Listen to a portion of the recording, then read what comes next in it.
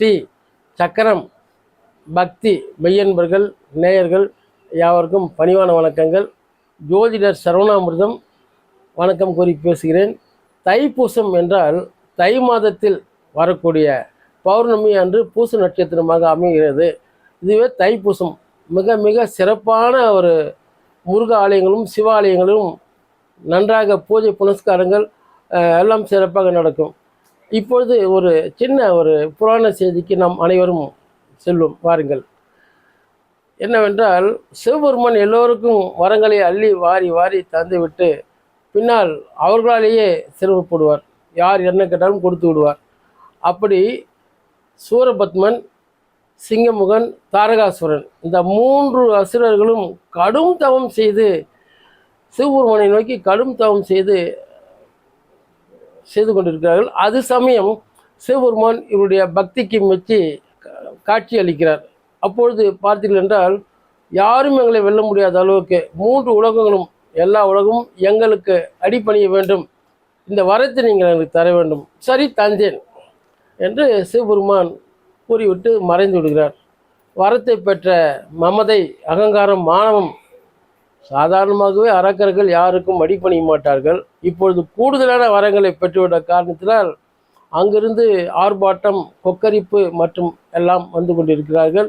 எல்லா உலகத்துக்கும் சென்று நான் தான், இனி எனக்கு மிஞ்சி யாருமே இல்லை, கடவுள் கூட எனக்கு அடிமைதான் என்று சூரபத்மன் கொக்கரிக்கிறான்.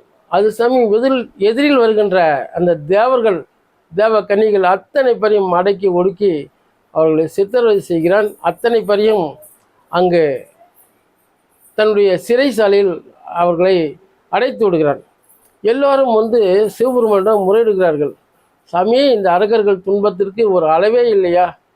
வரத்தை கொடுத்து விடுகிறீர்கள், அவர்கள் எங்களைத்தான் துன்புறுத்துகிறார்கள், நாங்கள் என்ன செய்வது சாமி என்று சிவபெருமானிடம் மண்டியிட்டு கதறுகிறார்கள் தேவர்கள். உடனே பார்வதி அம்மா இதற்கு ஏன் ஒரு வழி நீங்கள் செய்யக்கூடாது அப்படின்னு கேட்டபோது உடனே சிவபெருமான், அந்த தேவர்கள் அழியும் தருணம் வந்துவிட்டது, ஆகவே தான் நல்லவர்களை ரொம்பவும் தொல்லை செய்கிறார்கள் என்று கூறிய வண்ணம் நெற்றிக்கண் திறக்கிறார். நெற்றிக்கண்ணிலிருந்து 6 தத்துவங்கள் உள்ளடக்கியதாக 6 ஜோதிகள் பிரிந்து வருகின்றன. உலகம் அத்தனையும் நடுநடுங்குகிறது. பல வித்தியாசமான ஓசை ஒலிகள் எத்தனைக்கும் நடுவில் அந்த 6 ஆதார தத்துவங்களோடு முருகப்பெருமான் உதயமாகிறார். அன்றைக்கு கார்த்திகை பெண்கள் அந்த குழந்தையை எடுத்து வளர்க்கிறார்கள்.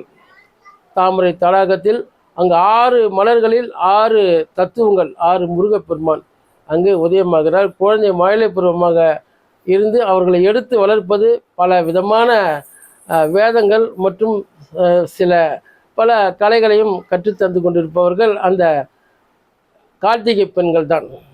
அதனால் முருகனுக்கு கார்த்திகை நட்சத்திரம் உகந்தது. கார்த்திகை பெண்களையும் எல்லோரும் வணங்குவார்கள். இது எல்லோரும் அறிந்தது தான்.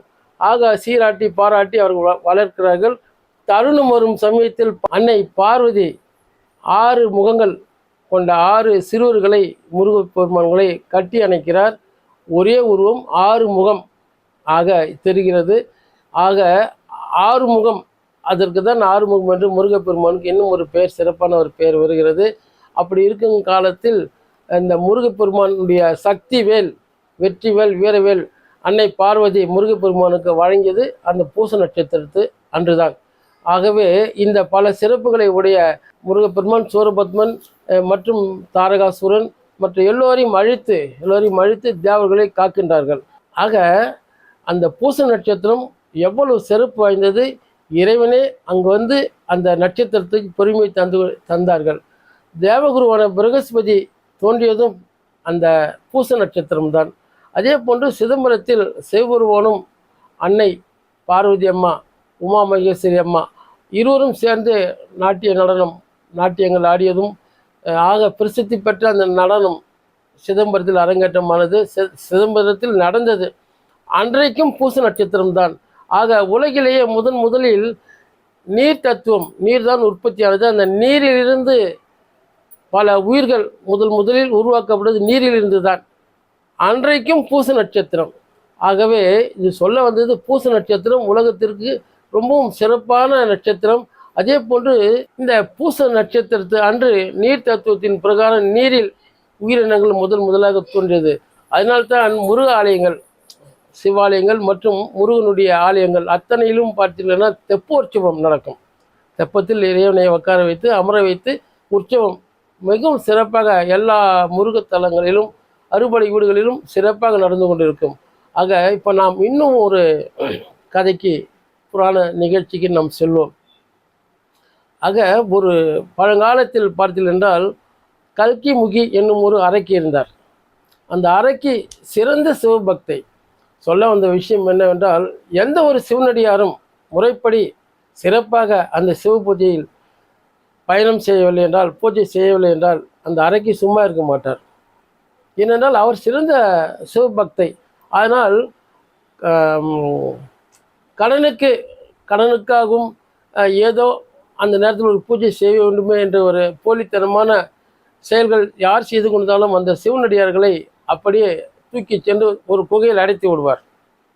1, 2, 3, 4 999 சிவனடியார்கள் முழுமையாக 1000 வந்தவுடனே அவர்களை தனக்கு உணவாக அந்த கல்கி முகி என்ற அறைக்கு எடுத்துக்கொள்வார்.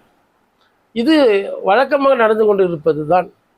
அது அன்றைக்கு அதே சமயம் ஒவ்வொரு காலகட்டத்திலும் 1000 பேர் சேர்ந்தவுடன் தனக்கு உணவாக செய்து கொள்வார், சேர்த்து கொள்வார்.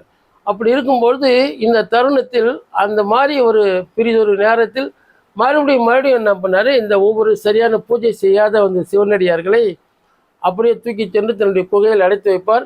அடைத்து வைத்தது மட்டும் அல்லாமல் அவர்களுக்கு தேவையான வசதிகள், அறுசுவை உணவு, அவர்கள் இல்லத்திலேயே இருந்தால் கூட அத்தனை வகையான உணவுகளை கொண்டிருக்க மாட்டார்கள். இவர்கள் அந்த அளவுக்கு அந்த அறைக்கு வந்த சிவனடியார்களுக்கு செய்வார்கள். அவர்கள் சிவ பூஜையும் செய்வார்கள், அந்த உணவும் செய்வார்கள். ஆக எண்ணிக்கையில் 999 ஆகிவிட்டது. இப்படி இருக்கின்ற காலத்தில் நக்கீர பெருமான் அப்படி வந்து கொண்டே இருக்கிறார். அவர் எல்லா சிவாலயங்களும் சென்று, முருகாலயங்களுக்கும் சென்று சிவ பூஜை, முருக பூஜை எல்லாம் செய்து கொண்டிருக்கிறார். அங்கு வரும்போது கடலை சார்ந்த ஒரு இடத்தில் இருக்கும்போது நீர்நிலையை பார்த்தவுடன் தானும் சிவ பூஜை செய்துவிட்டு குளித்துவிட்டு சிவ பூஜை செய்யலாம் என்று அவர் எண்ணிக்கொண்டிருக்கின்ற நேரத்தில் இந்த கல்கி முகி என்ற அரக்கி அங்கே ஒரு மாயையில் ஒரு கடல் நிலை, நீர்நிலை, அவர் நீராட செல்லக்கூடிய இடத்தில் ஒரு மரத்தை மாயையாக உற்பத்தி செய்கிறார். நக்கீரர் சிறந்த சிவனடியார், முருக பக்தர், குளிக்கச் செல்லும் பொழுது அந்த மரக்கிளையில் லேசாக காற்றில் ஆடும்படியாக இவர் செய்தார். அப்படி செய்யும் பொழுது பார்த்தீர்கள் என்றால் இலைகள் உதிர்கின்றன. உதிர்ந்த இலை நீரில் வரும்பொழுது மீன்களாக மாறுகின்றன. நிலத்தில் வரும்போது பறவையாக பறந்து வானத்தில் செல்கின்றன. இப்படி இருக்கின்ற நேரத்தில் அந்த பறவைகளுக்கு உணவாக இந்த மீன்கள் செய்யப்பட்டுகின்றன. இதை பார்த்தவுடன் நக்கீரர் ஒரு நிமிடம் ரொம்ப சங்கடப்படுறாரு. ஒரு என்னன்னா இது எப்படி இந்த அதிசயம் நடக்குது, இது எப்படி நடக்குது, இது இலை உதிருது, தண்ணியில் விழுது, அப்புறம் பறவையாக மாறுது, தரையில் விழுந்தது, அதுக்கு இது உணவாகுது, இது எப்படி சாத்தியம்? இதைத்தானே அந்த கல்கி முகி அரக்கி எதிர்பார்த்தா.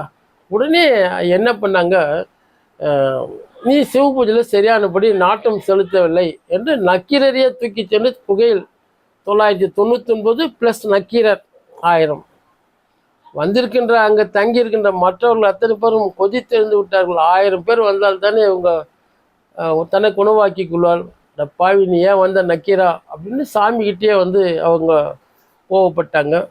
அப்போது நக்கீரர் சொல்கிறார், ஒன்றும் கவலைப்படாதீங்க, முருகப்பெருமானுடைய அருள் நமக்கு எல்லோருக்கும் இருக்குது. முருகப்பெருமானை உருகி தொழுது வணங்கி மகிழ்ந்தால் நமக்கு விமோசனம் உண்டு.